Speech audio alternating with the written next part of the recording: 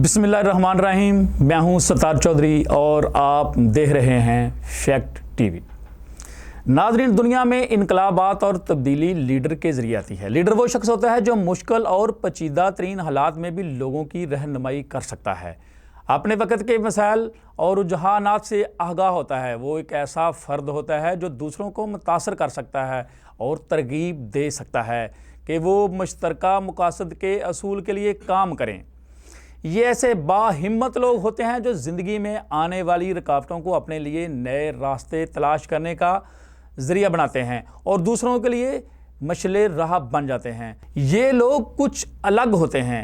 इनकी सरगर्मियाँ जुज़ियात से हटकर बहसीयत मजमूई मकासद से जुड़ी होती हैं। एक अच्छा लीडर वो होता है जो अपने आप को शिकस्त देकर दूसरों को फतह की तरफ ले जाता है। एक बड़ा लीडर वो होता है जो लोगों को इतना बाख्तियार बनाता है कि वो खुद लीडर बन जाएं। असल में तो लीडर का काम रहनुमाई करना और रास्ता दिखाना होता है। नेल्सन मंडेला ने सियासतदान और लीडर की यूं तारीफ़ की है।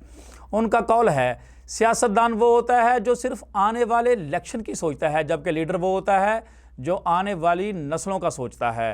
किसी को अच्छा लगे या बुरा, इमरान खान में हज़ारों खामियां होंगी। बतौर वज़ीर आज़म उन्होंने सैकड़ों गलतियां की होंगी, ब्लंडर किए होंगे, लेकिन उन्हें लीडर कहा जा सकता है। अगर सियासतदान होते तो ना ही उनकी हुकूमत गिरती, ना ही 9 मई होता, ना ही मुकदमात बनते, ना ही उन्हें कैद होती। अगर कैद तक बात पहुंच भी जाती, अब तक डील करके जद्दा या लंदन जा चुके होते। वो ताहयात जेल में कैद रहने का अज़म रखते हैं, लेकिन डील का नहीं। अक्सर लोग सवाल करते हैं, इमरान खान अगर कैद से रहाई पाते हैं, मुस्तकबिल में क्या करने का इरादा रखते हैं? अब उनके पास क्या मंशूर है, क्या इरादे हैं? कप्तान के इंतहाई करीबी ज़राए से मुबैना तौर पर 21 नकात का इंकशाफ हुआ है कि इमरान खान मुस्तकबिल में क्या करने का इरादा रखते हैं। वो 21 नकाती एजेंडा कौन सा है? नंबर 1, आर्मी चीफ की तैनाती चीफ जस्टिस की तरह हो, यानी कि सीनियर मोस्ट आर्मी चीफ बने। नंबर 2, किसी भी सरकारी ओहदे बशमूल आर्मी चीफ के कोई एक्सटेंशन नहीं होगी, इस पर मुकम्मल पाबंदी ऐद करना होगी।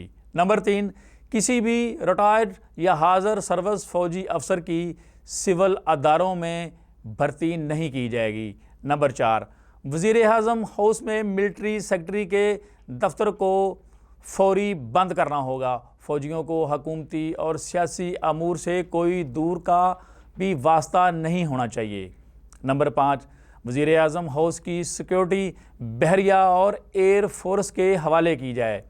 नंबर 6, तमाम सिविल और फौजी अफसरान की मराहत बराबर हों। अस्पताल, school, college, university, golf course, club, plot, घर, पेंशन, तनख्वाह सब बराबर होनी चाहिए।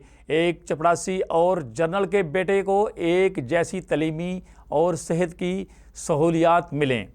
नंबर 7, बतौर जनरल तरक्की से किबल अफसर से हल्फनामा लिया जाए कि वह बाद आज रिटायरमेंट 10 साल तक बैरून मुल्क मुलाजमत या कारोबार या इन्वेस्टमेंट या शरीयत या रैश नहीं रख सकता।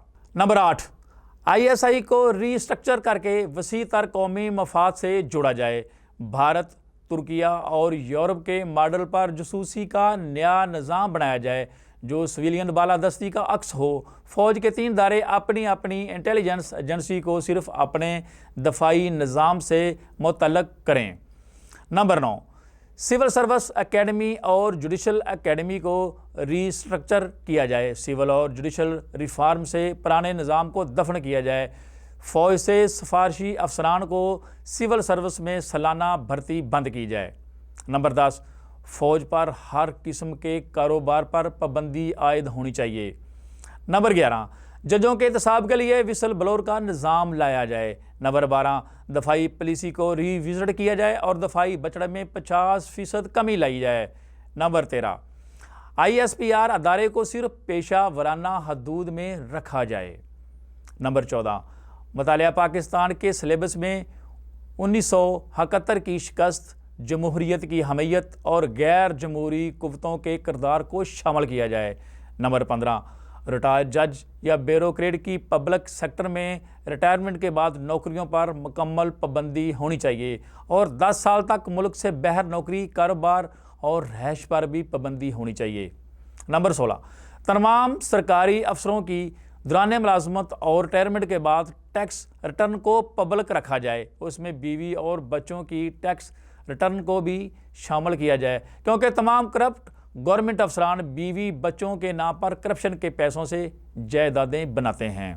नंबर 17, इलेक्शन कमीशन का अदारा नए सिरे से रीस्ट्रक्चर किया जाए और ईवीएम और डिजिटल वोटिंग के निज़ाम को लाया जाए। नंबर 18, ओवरसीज़ पाकिस्तानियों के लिए इलेक्शन के दौरान घर बैठे डिजिटल वोट का इंतज़ाम किया जाए। 19 नंबर, भारत, अफगानिस्तान, चीन, ईरान और रीजनल ममालिक तुर्किया, वस्ती एशियाई रियासतें और रूस के साथ तरजीही बुनियादों पर ताल्लुकात बेहतर किए जाएँ। नंबर 20, कश्मीर पर यूएन की करारदाद वाला असूली मौक़िफ़ रखा जाए और अपनी माशी हालत बेहतर करके इस इशू पर अपनी आवाज़ को मजबूत किया जाए। 21 नंबर, फ़लस्तीन के लिए स्पेशल टास्क फोर्स बनाई जाए और उनकी माली, मुआशी, अस्करी, अखलाकी मदद की जाए। अगर यूरोप यूक्रेन के लिए ये सब कुछ कर सकता है तो हम क्यों ना फ़लस्तीन के मज़लूम अवाम के लिए कुछ करें।